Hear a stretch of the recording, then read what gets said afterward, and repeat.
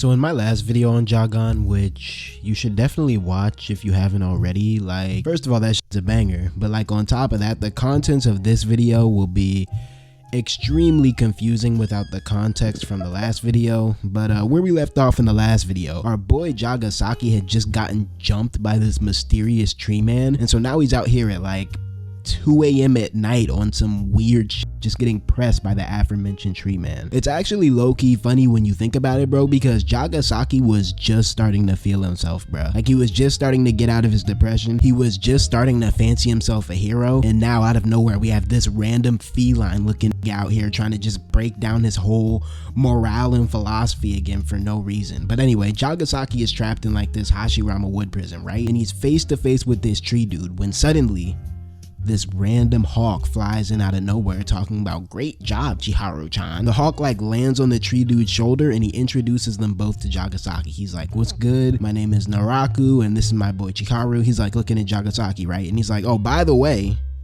Chiharu is a fractured human warrior just like you." Now Jagasaki at this point, he's like, "Bro, what?" Because you gotta remember, up until this point, Jagasaki had only encountered full fractured humans, and so like he was unaware of the fact that there were other people like him out there, other people who had the ability to like keep their cognizance while fractured. And so he's over here trying to process all this new information, right? Trying to make sense of it all, when suddenly he gets cut off by a Chiharu yap session. Now, I'm gonna just tell y'all this right now since we're still early in the story. The thing about Chiharu is that Chiharu is low-key the fractured yapper, bro. Like, bro just has a mean yapper on him, and so throughout the rest of the story, dog will just start spontaneously yapping out of nowhere, even if no one really asks. Now in this particular case, he starts yapping about the science behind fractured humans and like how they work. He explains that a fractured human transformation happens when a frenzied frog reacts with the brain chemicals from its human host, dopamine, serotonin, all that type shit. Basically, the frogs react to the brain's happiness chemicals, and like doing that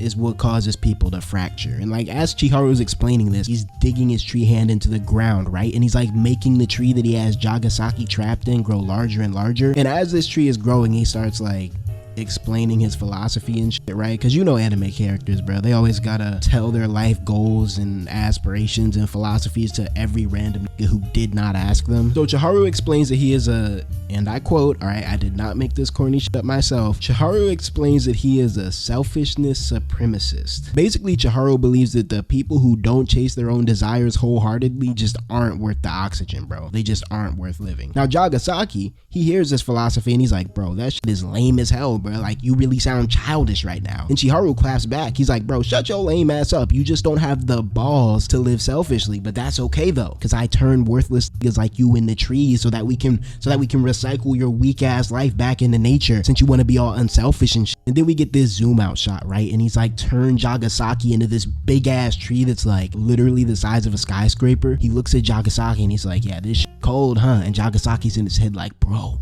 this dude is tweaking." Suddenly, out of nowhere, like always, the homie Doku flies in to save Jagasaki, but he gets intercepted in midair by Naraku, big hawk ass, talking about, "Nah, bro, you gotta respect the one-on-one." And Naraku like flies off with Doku so that he can't intervene on the confrontation between Chiharu and Jagasaki. So Chiharu gets back to pressing Jagasaki, right? He's like, "Hey, bro, I want you to tell me about your selfishness, Jagan. Like, I want you to tell me what it is that you're fighting for." And Jagasaki, all right, despite being in what's essentially an unwinnable situation right now, Jagasaki stands on his convictions, bro. He's like, "I'm not selfish like you. I'm fighting for someone else, bro. I'm fighting to bring back someone I love." Chiharu looks at him for a second, right after he says this. He's like staring at him and he's like, "I'm not even gonna hold you, Chief.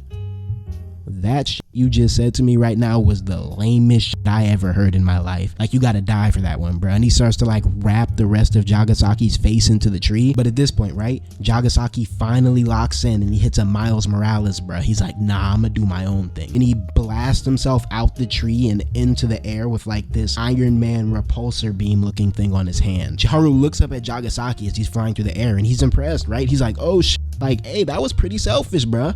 I knew you had it in you." And he basically decides to just let Jagasaki get away for now. Jagasaki, on the other hand, just flies across the city and like crashes into this random house, which I'm not gonna lie, bro, I hope that family had insurance, bro, because he f***ed their roof all the way up, bro. But Jagasaki's just laying there on the roof, right? And it's clear that Chiharu got in his head a little bit, because he looks up at the tree that Chiharu had crafted, like the tree that Chiharu had just had him stuck in, and he's like, yo, Doku, am I worthless? Now, Doku doesn't really answer this question, at least not on screen, that is, but for closure's sake, okay, I'll take a stab at it. I'll answer Jagasaki's question for him.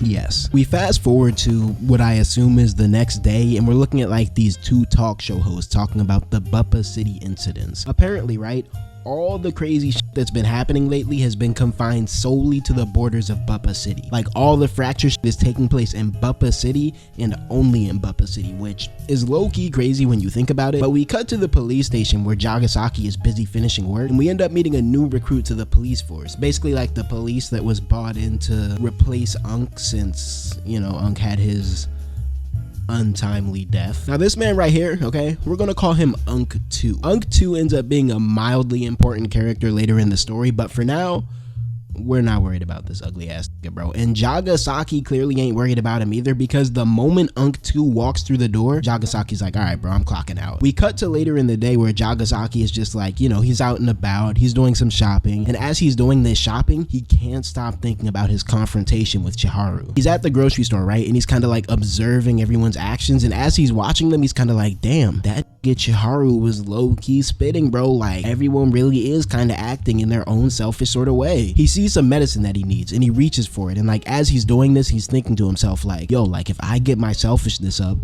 will I become stronger? But before he can grab the medicine, another hand swoops in and takes it off the shelf, and come to find out, it was Belle who took the medicine.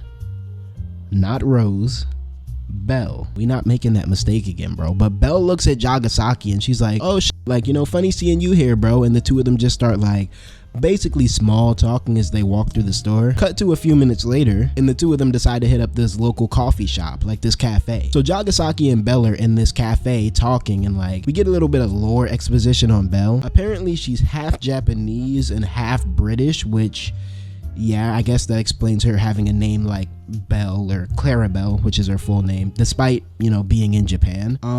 It would also explain why I just docked minus 25 baddie points off of her score, because I'm not gonna lie, bro, we don't rock with the UK around here, bro, on this channel. That's big USA shit, bro. Big Boston Tea Party, big George Washington shit, big Delaware River. Like, bro, I'm not gonna lie, bro, now that Bella's from the UK, I already know she's on some type of crazy timing, bro. I bet you see, y'all don't want to get me started. Bet you Belle ass be over there eating that weak ass UK food, bruh. Them weak ass peas and grease y'all be eating on top of the fries. I seen that shit on Instagram, bro. Y'all are dead nasty for that. But nah, Jagasaki and the Brit are just alright, the Brit is crazy, bro. Let me chill. I love the UK, real shit, bro. I'm actually from the UK. But Jagasaki and Belle are just like sitting in the caf chilling, and Belle starts asking Jagasaki about himself. She's like, you know what I mean? So what type of stuff do you do on your off days? Here comes Jagasaki ass. Oh, you know, I just be doing selfish stuff on my off days. Like, bro, shut the fuck up, bro. Like, this is why I hate niggas, bro, because niggas will always try to switch up the energy whenever a baddie is involved, bro. Like, here he comes,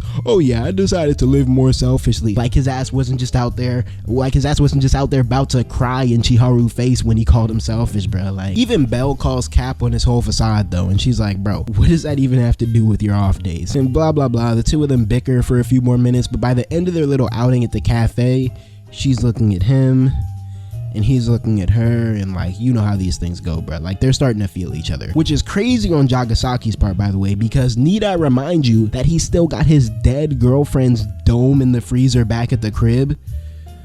Crazy, bro. But fast forward to an unspecified amount of time later, let's just say a couple days pass. Fast forward to a couple days later, Jagasaki and Belle are teamed up on police duty when it starts raining. So the two of them run to find cover from the rain, right? And they're just standing there chilling. But when the lightning crashes, Belle like instinctively grabs on to Jagasaki, which leads to like a very awkward moment between the two of them. Now, one thing about Belle is that she's pretty straightforward with her thoughts, right? And so while Jagasaki is just standing there awkwardly, Belle decides to just put it out there, bro, and basically address the elephant in the room. And she's basically like, hey, Jagasaki, would you ever date me? Now, y'all know how Jagasaki be acting, bro. And so he basically starts like, you know what he does, bro. He starts tiptoeing around the question as per usual. And so he's like, I mean, you know, I already got a girl and we're co-workers, blah, blah, blah, blah. He's not saying no, might I add, but Belle isn't here for that right now. And so she just presses him a little bit. She's like, bro, like, you know, tell me how you really feel. And Jagasaki's quiet for a second. He's thinking about it. And after a while, he looks at her. Yeah, I would date you. Now, Belle, she hears this, right? And I'm not gonna lie, Belle, by the way, because like, let's be real, bro, she does not know that Jagasaki's girl is deceased. And so like, what that tells me right now is that she is entirely fine with being a homewrecker. Honestly, L to both of them, because Jagasaki knows he got no business dating right now either way. But yeah, Belle basically takes the signal that Jagasaki just gave her and she's like, all right, bet. In that case, if you and your girl ever break up, are you trying to date? Like, she basically tried to put my boy Jagasaki on pre-save low-key. Now, Jagasaki, I guess he realized he was low-key being L-mans or something, because he basically starts to backpedal, right? He's like, look, I'm sorry. I don't plan on breaking up with my girl, and like, we're probably about to get married anyway, so yeah. And then he basically hits her with the you can find somebody better type excuse. Now, Belle at this point, she starts tweaking, right? She's like, I don't even care if you have a wife for real. Like, even if you have a wife, that's cool. And I'm sitting here reading this like, whoa, like, all right, bro, this must be that UK shit, bro. I don't know. The UK is coming out of her. Now, this next part, let me sit back. We got to talk about it. We got to talk about it, all right? Last time we had to talk about Robo-chan. This next segment, I guess that's what we'll start calling these, our little face-to-faces where I gotta interrupt the story to give y'all a disclaimer. This disclaimer is just about kind of just like the nature of jagan in general. Sometimes when you're reading jagan, some very questionable shit will happen and you'll just be reading it like, bro, what? And then the story will just move on with sometimes no explanation, sometimes they'll explain it later. But yeah, jagan and basically every character in this story, they all have some sort of weird, questionable, eyebrow raising quirks about them. And so if you're wondering what the hell bro was cooking when he wrote this shit, so am I, bro. Don't ask me. So before moving on to this next plot point, this next Belle development, I just wanted to put that out there.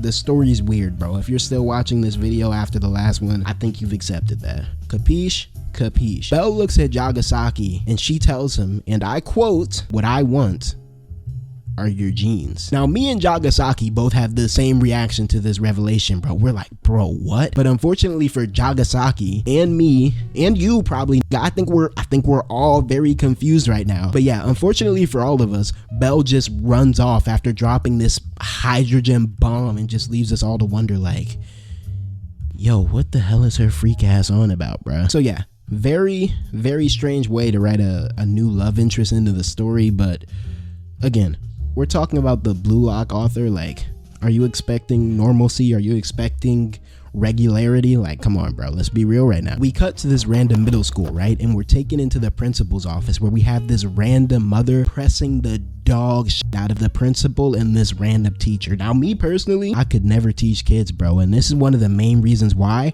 I'm not trying to deal with the parents, bro. Like, y'all don't want me in the school systems, bro. I will promise you that much. I'll be the teacher that rappers rap about, bro. I'll be the teacher that tells rappers they're never going to make it in the 3rd grade because why are you in the back of my class cutting up, spinning Beyblades when it's ELA, bro? I'm trying to teach adverbs, bro. The helicopter mom is just pressing this shit out of the principal, right? She's like, why are my son's grades this low? Rah, rah, rah, rah, rah. And she starts transforming, bro. She starts fracturing. The principal tries to talk her down, but the mom just rocks him dead in his shit, bro. She's like turned into this big ass, swole ass, kangaroo fractured human. We get a look at the teacher and bro is tweaking his damn self, bro. And then we cut back to the mom. She's trying to like stuff her son in her kangaroo pouch, but before she can even do so, her whole dome gets snatched up off her body. And the son, yeah, he loses like the whole upper part of his cranium. And so we're seeing this, right? And we just know shit is about to get real wicked in this school building. We cut back to Jagasaki and he's like out on the streets again, just still confused as hell, trying to figure out what type of timing Belle was on, bruh. Like, he's stuck up on the whole genes thing, but he cuts himself off from thinking about that and he locks back in, right? He reminds himself about the task at hand. He reminds himself that he's fighting to bring back Yuriko. And as he's thinking this, he gets word of a quote unquote terrorist attack going down at the middle school. He hears it over like, you know, his little police intercom. Now Jagasaki figures that, you know, like most of the so-called terrorist attacks in the city, it's probably the work of a fracture, and so he decides to head to the school himself and handle the whole terrorist attack, quote unquote, before law enforcement can get there and, I don't know, get themselves smoked. So he gets to the school, right? It's like right around the corner, and he like walks into the building. He's trying to figure out what's going on, bro. He's like, hello? Everything is silent, bro. He looks down on the ground and he sees like this blood stain. And when he looks up from the blood stain, he sees like this disembodied pair of little girls' feet just laying there down the hall. Now at this point, Jagasaki knows that shit is about to get critical, right? And so before he proceeds down the hall, he like activates his gun hand so that he's ready to blast it at any given moment. Jagasaki's walking down the hall, and as he's doing so, he's passing corpse after corpse, bro. Body after body. There's literally hundreds of mangled corpses strewn about the hallway in this middle school, bro. And so Jagasaki, understandably so, he's a little shook, bro. He's thinking to himself and he's just wondering what type of beast could have caused all of this bloodshed. He gets to the end of the hallway and he hears like this commotion coming from inside one of the classrooms, and so as he nears the classroom, he like hugs the corner, bro, and he like peeks into the room to see what the hell is going on in there. Huddled in the corner of the classroom is like this alligator creature, bro, and he's like holding one of the dead students in his hand, and then out of nowhere he just like chomps down on her, bro, and like whole time while he's eating her, he's just bawling his eyes out. So come to find out, right, the teacher from earlier, the one that was getting pressed by the mom and whatnot, yeah, he got so fed up with having to like swallow his pride with students, with parents, with the principal, with just the stress that came with being a middle school teacher. He got so fed up with having to swallow his pride that he literally transformed into a fractured human that I guess is just obsessed with eating everything, like literally swallowing everything. Jagasaki sees bro in the corner of the room, right, and he's over there tweaking, and so Jagasaki's like, oh hell nah, and he tries to like shoot him, right? But unlike the fractures Jagasaki has faced so far, this one can regenerate, bro. I guess by using like all the cells and like life energy from the people he's eaten already. So Jagasaki's like, oh shit, this got regeneration, and he tries to shoot him again to no avail. But this time shit gets even worse, bro, because instead of just regenerating, the gator grows even bigger, bro. He grows to like the size of the entire classroom. Jagasaki sees this big ass gator leveling up before his very eyes, and he's like, oh nah, I'm out of here. He hits that corner fast as shit. Boom. Big ass gator the size of the whole hallway starts chasing this man down the hall as he's running for his dear life. So Jagasaki's running away from this creature, right? And whole time while he's running away, the creature is just mindlessly rambling about teacher shit, bro. Jagasaki jumps down this flight of stairs and like he activates his sniper rifle to shoot the teacher, but the teacher gator eats that shit, bro, and then he like grabs this up like he's a fucking, I don't even know, bro, but he grabs the shit out of this and just chomps down on that with no hesitation, bro. Jagasaki's in there getting his ass ate up. Pause. Whoa. And as his consciousness is fading away, he starts flashing back to the time he was in elementary school and like a bully was clobbering his ass with a brick, which, yo, that's absolutely crazy, by the way. Like, where were the adults at in this situation? But yeah, basically he activates the power of an anime flashback, bro, and so he uses that extra boost of energy to like blast himself out the alligator's dome right as he was on the verge of death. The momentum from the blast causes him to like fly down the hall and land on the ground, and when we see him up close, it becomes apparent that that flashback actually triggered him to fracture even more. Now instead of just his arm, Jagasaki's whole body is covered in scales, bro. Like he's damn near fully fractured low-key. He sits up with his newfound power boost and he like uses all the extra scales that he got to develop himself a whole fucking arsenal to fight the teacher gator, bro. Bro got missile launchers, a revolver, a fucking Gatling gun. He looks like Iron Man, bro. He looks like War Machine. Now we got Jagan versus the teacher gator, right? Jagasaki tries to blast the gator with his quadruple barrel rocket launcher, but I'm not gonna lie, teacher gator eats that shit low-key, and so he just keeps pummeling down the hallway toward Jagasaki. Jagasaki's like, oh word, catch this Gatling gun then, and he lets that joint rip off on the teacher gator. He pulls out this big ass beam blaster right as the teacher gator is approaching him, and he blasted into the ground, sending himself flying through the roof of the school building. Now at this point, news reporters and police officers and whatnot have gathered outside the school building, and so like they see these two freakazoids blast through the top of the roof, and they're like, bro, what the hell? Oh yeah, Jagasaki grew himself wings now, and so he's like flying above the school building. We cut back to Clarabelle I Want Your Jeans Kawamoto, who's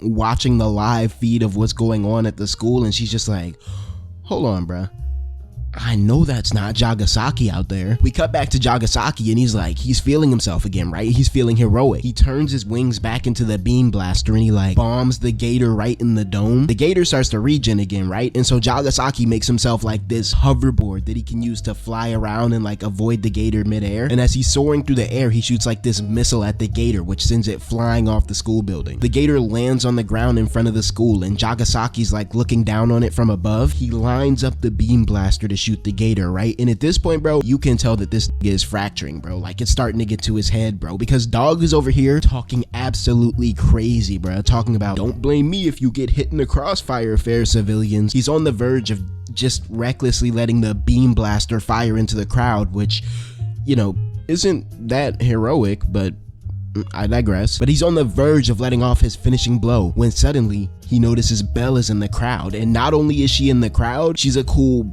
half second away from getting eaten by the teacher gator. Why Belle decided to pull up to this massacre, hell if I know, bruh. Maybe, I don't know, bruh. Maybe she thought she'd find some spare Jagasaki jeans lying around on the ground, but Jagasaki sees that she's about to get got, and so he redirects the beam blaster so that it's pointing behind him, and then he blasts it and use that momentum to like fly in and scoop up Belle right before she gets eaten. The two of them like slide across the pavement and Belle looks at Jagasaki. Turns out, right, even though he was able to save Belle, the gator actually managed to bite off his arm in the process. And so yeah, long story short, they have no defenses against the gator now, bruh. Both of them are kind of to now. Right as the teacher is about to swallow them both whole, a bunch of giant tree roots blast through the ground and just impale the gator. Jagasaki and Belle both look into the air, shocked by the fact that they were just saved, and looking back down at them is the boy Chiharu. Chiharu looks at Jagasaki and he's like, hey Jagan, I'm not gonna lie,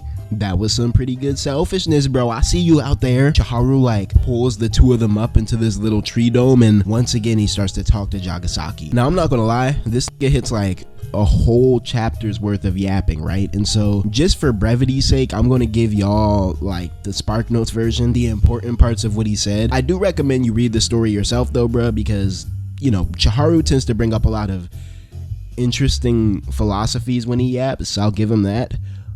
I'm just not reading all that, bro. So Chiharu basically tells Jagasaki that his arm can regenerate if he focuses hard enough. He questions if Belle is holding Jagasaki back from embracing his inner selfishness. I guess he kind of points out that Jagasaki is like wavering back and forth in his compassion versus his selfishness. Now at this point, Jagasaki's brain gets overloaded from too much yap, and so he just like passes out on the spot. Chiharu says that he's going to be doing an art exhibition soon and that Jagasaki should come visit if he gets the chance. Doku pulls up out of nowhere again, and this is important. Before Chiharu leaves, he tells Jagasaki that next time they meet, he'll show Jagasaki, and I quote, some of his selfishness. And so yeah, that's pretty ominous, I guess. Belle is left there with Jagasaki and Doku, and so long story short, she's basically low-key tapped in now, right? Like she knows about the fracture, she knows about like the birds and whatnot because of seeing Naraku and Doku now. She's basically halfway tapped in now, and so she grabs Doku as he's trying to fly off with Jagasaki, and she requests to go home with the two of them. We cut to a news story about the events of that day, right? And like we have like a news anchor explaining what happened at the middle school. It starts off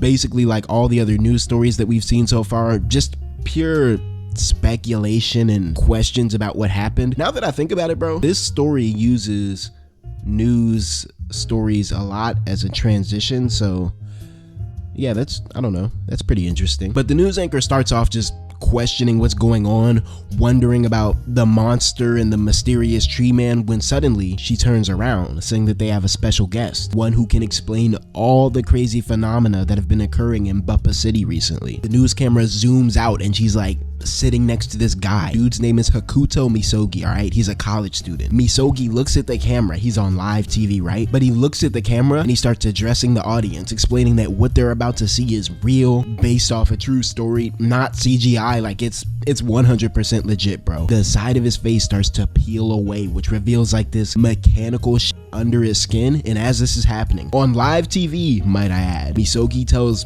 probably the millions watching that this is what's called a fractured human transformation. That same evening, Jagasaki wakes up in his apartment, right? Both Doku and Belle were just chilling in the crib with him while he was asleep. Jagasaki sees that Belle's there and he starts panicking. He starts like trying to hide his arm or like his little stub that he has now. But Belle's like, relax, bro. Like, Doku already told me everything. And Doku was like, yeah, man, like, you know, Belle's pretty cool for real. I rock with Belle. Jagasaki's like, hold on, bro. Like, you know everything? And Belle's like, yep, I know about your arm, I know about the fractured humans. And then she like goes and opens up the freezer and she's like, I know you got your girl's head in this freezer. And Jagasaki's like, all right, bro, you got it, just close the fridge, please. Fast forward a couple minutes and the two of them are at the dinner table talking. Belle made like some porridge for Jagasaki to eat and she like feeds it to him since, you know, his hand has yet to regenerate. And Jagasaki seems more than happy to be spoon fed, by the way, despite the fact that he has a whole nother hand he could use. But yeah, I'm not gonna hate on this bag.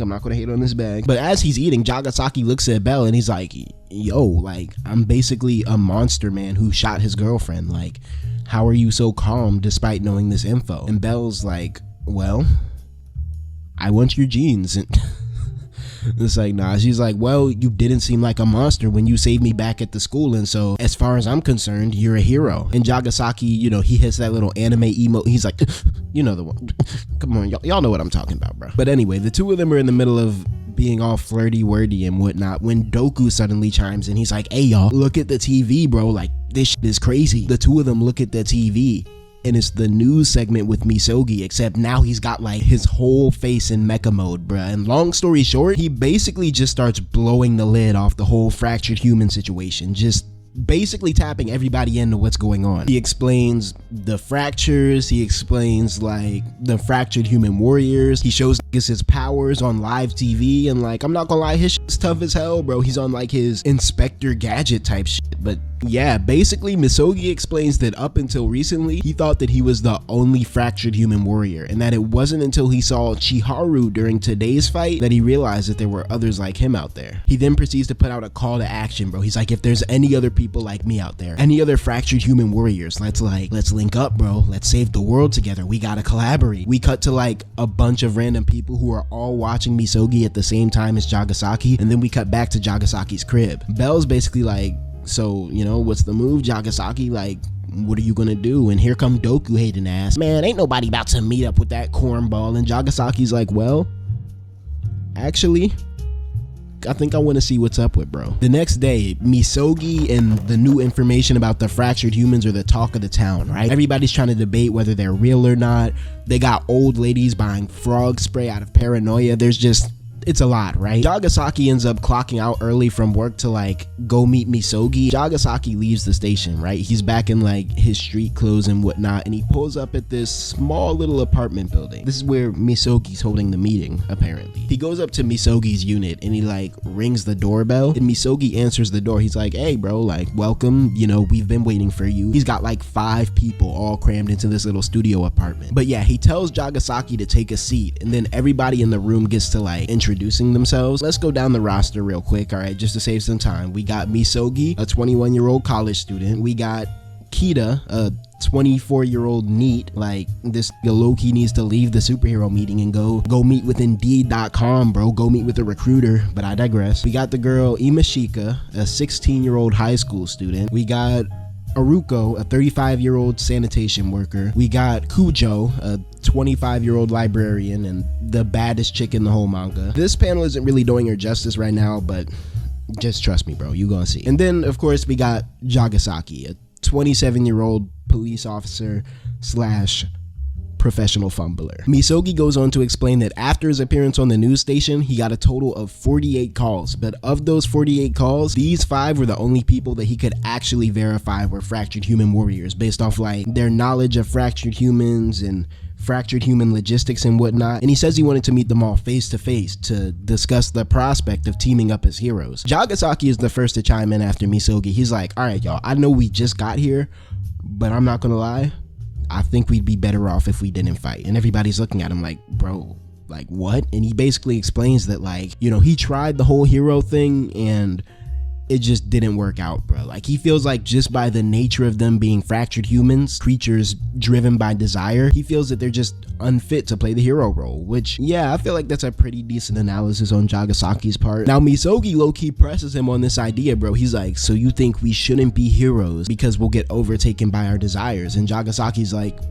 well, yeah. And Misogi just gets dead serious, bro. He's like, well, if I lose control, I want you to kill me, Jagasaki. And Jagasaki's kind of taken aback. He's like, bro, what? And Misogi's like, yeah, bro, like, that's how much I truly believe in what I'm doing, bro. I'm ready to die about this shit if I step out of line. And I'm not gonna lie, all right? W conviction on Misogi's part, bro. Like, I gotta give credit where credit is due. Suddenly, Misogi's ear lifts up, revealing what's like this communication device. And he's like, He's talking to the person on the other end of the communicator, and he's like, hey, y'all. Now he's addressing the group, and he's like, hey, y'all, a fractured human has been sighted. Everybody in the room looks at each other, and Misogi's like, lock in, y'all. It's time for our hero team to debut.